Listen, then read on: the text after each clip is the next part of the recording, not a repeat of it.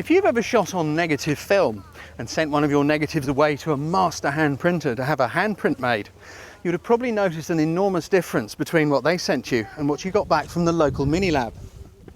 That's because your hand printer would get their hands into the light path. They would change the colour balance in selective areas of the print. They dodge and burn and make brighter bits a bit darker to get the very, very best from your negative original. And that's what you're doing when you retouch an image in Lightroom or Photoshop. Now, I get on okay with the pixel elves. I get by, but I'd like you to meet a friend of mine. He's an absolute pixel wizard. Not only that, he has one of the coolest accents on the internet. His name is Serge Ramelli. Bonjour mesdames et messieurs, my name is Serge Ramelli. I'm a French photographer living in Paris. And you are watching Mike Browne YouTube channel. Mike is a friend and he invited me on his channel to show the type of work that I do. I have been shooting urban landscapes for many years. Living in Paris, this is what I have done the most. You can see some of my work here. I specialize in HDR or not, also black and white photography. I do a lot of digital blending, mixing, several exposures using Photoshop. And I created a podcast which has over 50 episodes now, where I show, each podcast mostly is about one photo where I show the retouch from the beginning to the end. To show you a little bit what I'm doing, here is a little tutorial of a photo that I took in Venice. This is the before and this is the after. Let me show you how I retouched that photo. Alright, so here is the tip for this week. This is a photo taken in Venice, Italy, and I put the metadata up there so you can see I shot this at 1/200th of a second at f9. Now, and ISO 100. The sun was coming straight into the camera, and the reason I shot this as 1/200th second and f9 is that I was trying to get a high speed because you see there is boats coming, so I wanted to freeze the action. So 1/200th of a second seemed to be fast enough. And f9, I have this pole here right in front of me, so I needed a big depth of field so that everything was in focus. If I would have gone to f10, f11 or f12, I would have a slower shutter speed, or I would have to increase my ISO, and which is something I don't like. Why I don't like to increase the ISO? Because this is a very constructive scene. If you look at it, the sun is right into the camera, is really very present here. So this is very almost looks like it's burned, and this is very dark. So it's backlit, we are right into the sun, and so I needed to do a little exposure compensation. Basically, I shot this a little darker than what the camera gave me as settings, because I wanted to do what I'm going to show you now, which is a technique of shooting into the sun. Basically what you do is you go a bit dark, you underexpose a bit the photo. And even with underexposing the photo, look how bright the sky is. So let me show you the retouching. So I'm going to right click and do a virtual copy. Okay, now I have a virtual copy so I can show you really the before and after.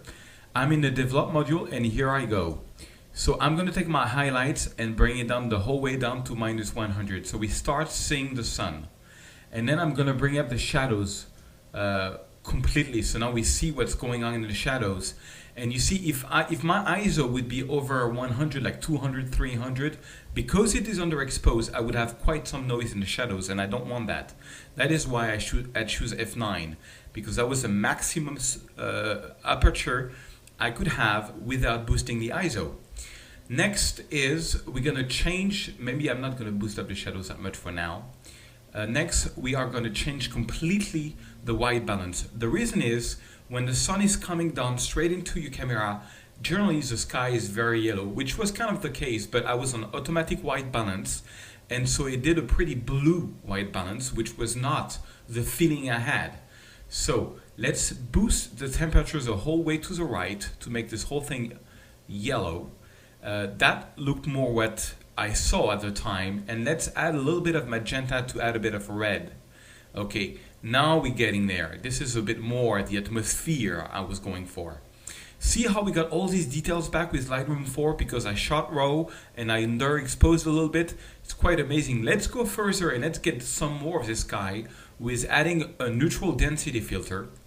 I'm gonna go for exposure, I'm gonna minus the exposure about 1 stop, and I'm gonna make the ND filter just on the sky here. It's maybe a bit strong, so I'm gonna back it down to about 1/2 stop.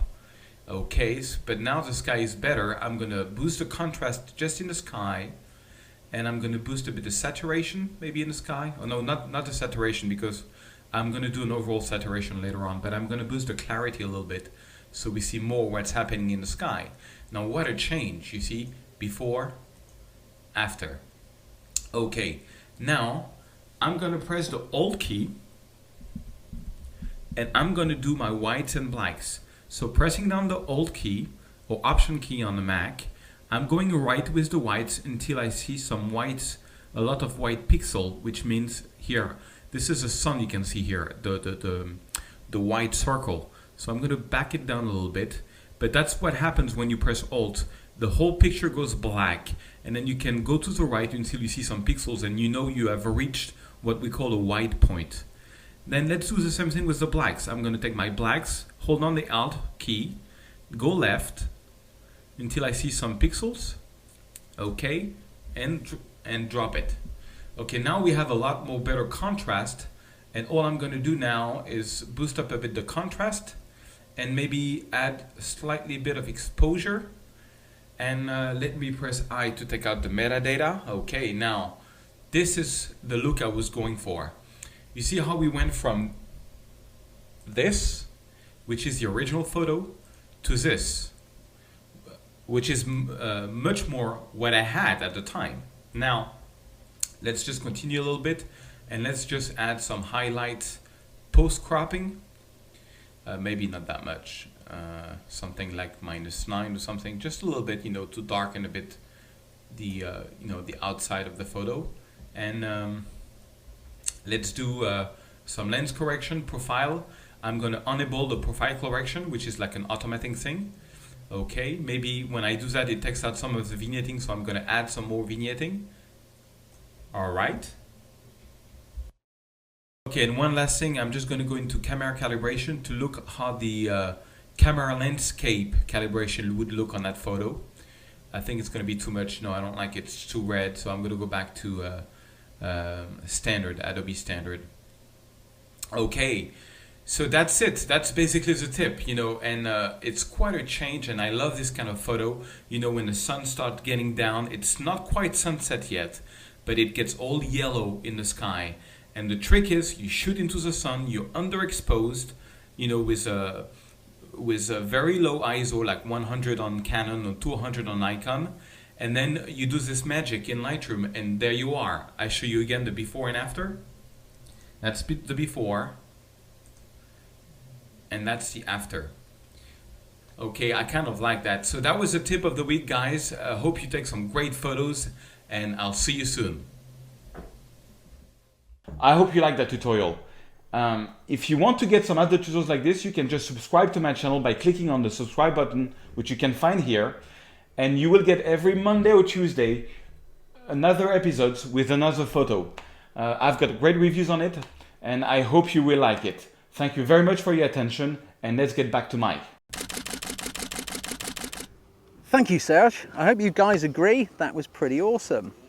Now, I've shown you all that good stuff about how to get the picture out of your head and out through your arms and into your camera, so you've got a great original file.